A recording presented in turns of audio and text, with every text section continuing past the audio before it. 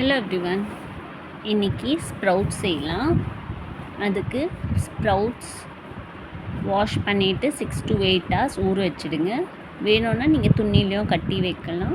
So அதில் முளை கட்டிடும். இன்றைக்கி குக்கரில் தான் செய்ய போகிறோம். ஒரு குக்கரில் ஆயில் இல்லை கீ உங்களுக்கு என்ன பிடிக்குமோ எடுத்துக்கோங்க. அதில் சீரகம் போட்டுடுங்க. கட் பண்ண வெங்காயம், பச்சை மிளகாய் போட்டு ஃப்ரை பண்ணிவிடுங்க. பெருங்காயம், மஞ்சத்தூள், தனியாத்தூள், மிளகாத்தூள் போட்டு ஃப்ரை பண்ணிவிடுங்க.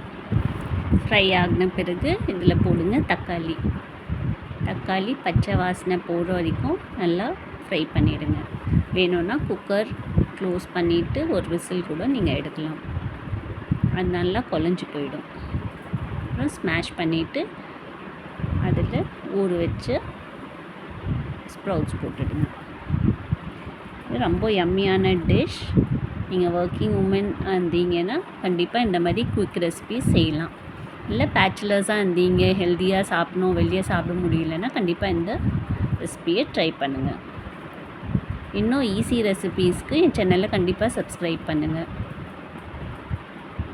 பாருங்கள், தக்காளி நல்லா வெந்து அப்படியே ஸ்மாஷ் பண்ணிவிட்டு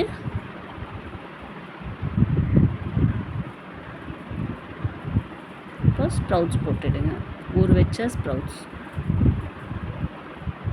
சால்ட், கரம் மசாலா போட்டு வேணும்னா ஒரு பட்டேட்டோ கூட நீங்கள் போடலாம். வேணான்னா ஸ்கிப் பண்ணிக்கலாம்.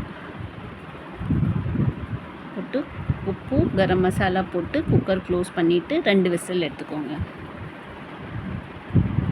யம்மியான ஸ்ப்ரவுட்ஸ் ரெடி. சேனலை கண்டிப்பாக சப்ஸ்கிரைப் பண்ணுங்கள்.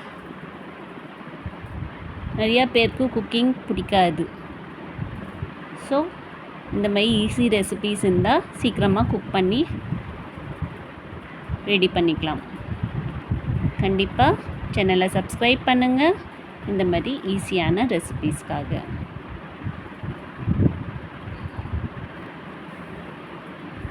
பாருங்கள், ஸ்ப்ரவுட்ஸ் ரெடி ஆயிடுச்சு. கண்டிப்பாக ட்ரை பண்ணுங்கள், கமெண்ட் பண்ணுங்கள். ரெசிபி எப்படி வந்தது? சேனலில் கண்டிப்பாக சப்ஸ்கிரைப் பண்ணுங்கள். ஹெல்த்தியாக சாப்பிடுங்க, சந்தோஷமாக இருங்க.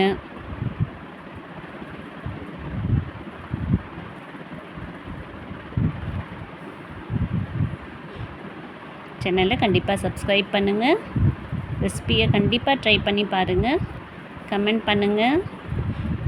Take care. தேங்க்யூ.